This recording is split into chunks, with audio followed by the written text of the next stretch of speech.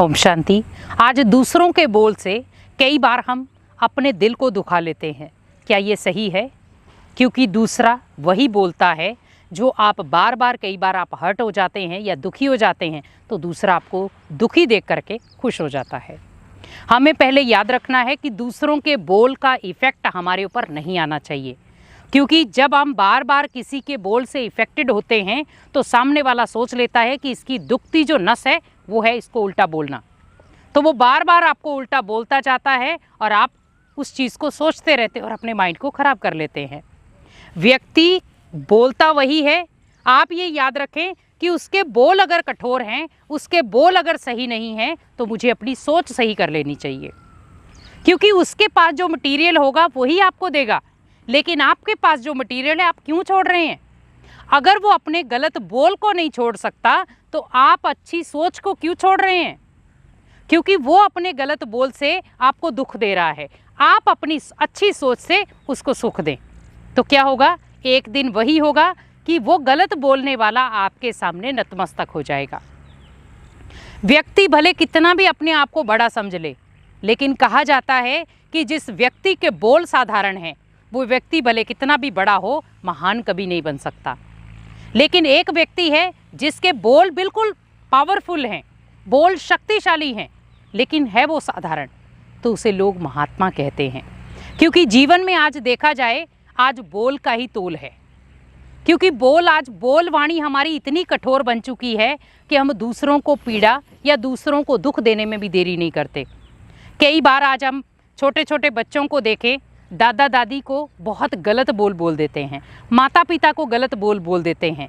और जब उनसे पूछा जाता है कि आप माता पिता को गाली गलौज क्यों करते हैं, तो उनका डायरेक्ट आंसर क्या होता है? माता पिता भी तो लड़ते हैं, माता पिता भी तो अपने माता पिता को गाली निकाल रहे हैं।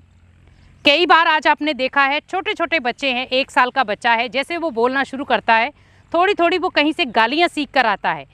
तो 1 साल से लेकर के 4 साल तक के बच्चे में अगर गालियों का असर हो रहा है, कहीं ना कहीं वो गालियाँ निकाल रहा है, तो आप कोशिश करें बच्चे को वहीं रोक दें। आप उनकी गालियों पे तालियां ना बजाएं, आप उनकी गालियों पे हंसे नहीं, वहीं उनको रोक दें। क्योंकि बड़ा होकर के वो बच्चा गालियां ही बोलेगा फिर। क्योंकि आज हम जब पिल्लर ही उसका गालियों वाला बनाएंगे तो ऑटोमेटिकली आप सोचिए कि उसका आगे का जो मकान है वो गालियों वाला ही बनेगा। क्योंकि आप जब बच्चे को पहली शिक्षा सही बोल की देंगे तो बच्चा आगे भी सही बोल ही बोलेगा। लेकिन जब पहली बार उसने गाली निकाली, आप मुस्कुराए, दूसरी बार उसने गाली निकाली तो भी आप मुस्कुराए, और जब वो 50वीं बार गाली निकालेगा तब भी आप मुस्कुरा रहे हैं, तो आप सोचिए कि जब वो बच्चा 20 साल का हो जाएगा तब वो आपको गाली निकालेगा, तो आपके चेहरे पर हंसी के बजाय आंसू होंगे, एक उदासी होगी, एक निराशा होगी, और एक वही होप होगा, मेरा बच्चा कब सुधरेगा, मेरा बच्चा मेरा रिगार्ड कब करेगा। तो आप उस पल को याद करें जब आपका बच्चा छोटा था, गालियां निकाल रहा था, आप हंस रहे थे, आप ताली बजा रहे थे। तो आप सोचिए जब 20 साल का बच्चा आपको गाली निकालेगा, क्या उस समय आप ताली बजा सकते हैं? क्या उस समय आप उसकी गाली से हंस सकते हैं? नहीं। तो बच्चे को हमें पहले ही उस बोल का महत्व समझाना है कि बच्चे आपको क्या बोलना है। अगर कोई छोटा है तो उससे कैसे बोलना है, कोई बड़ा है उससे कैसे बोलना है, हम उम्र का है उससे कैसे बोलना है।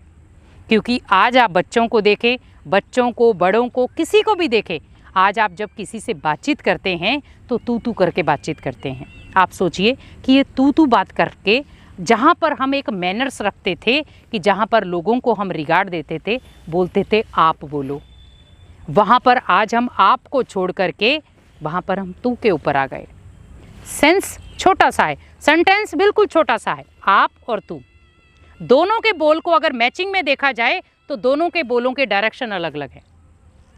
क्योंकि आज जीवन में कहते हैं ना, व्यक्ति जब बोलता है सोचता नहीं है, और अगर वो सोच करके बोले तो कभी गलत बोले नहीं।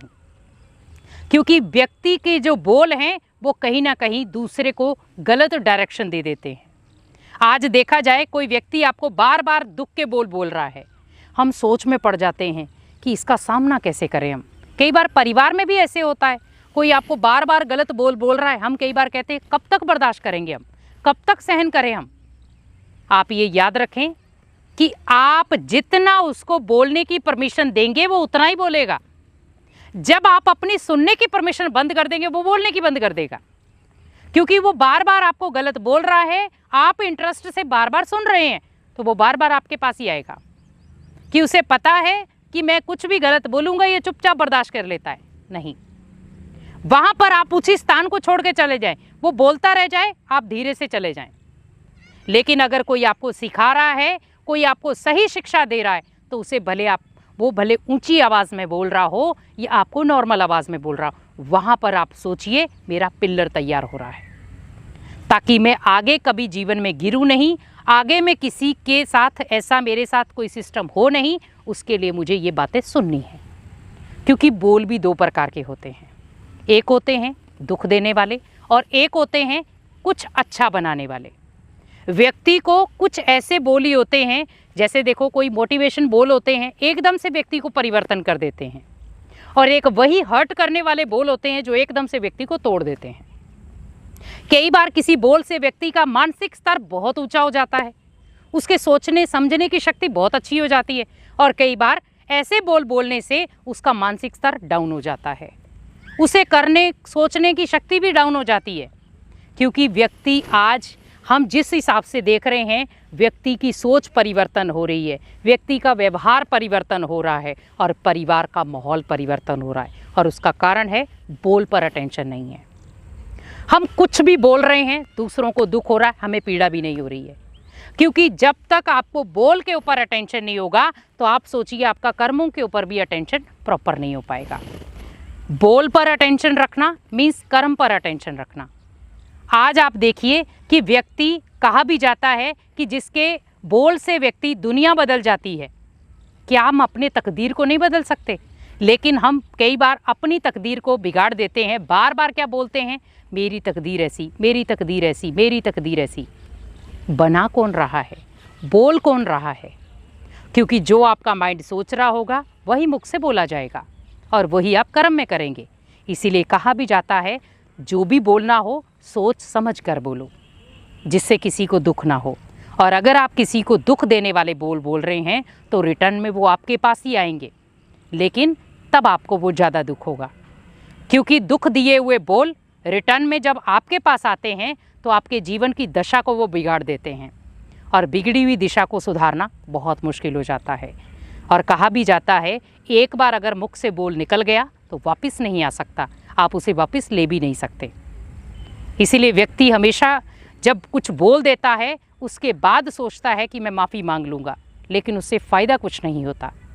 क्योंकि जिस व्यक्ति का दिल दुखा है वो बोल से तो आप बोल करके तो चले गए, लेकिन वो व्यक्ति ने आपको कितने नेगेटिव संकल्प दिए उसका पूरा प्रभाव आपके माइंडसेट पर पड़ता है। कोशिश करें बोल वही बोलें जो दूसरों को अच्छे देने वाले हों, अच्छाई के रास्ते पर चलाने वाले हों, किसी को शुभ भावना से भरने वाले हों। इसीलिए हमेशा बोल बोलें, सोच समझ कर बोलें, और बोल में अटेंशन रखें। ओम शांति।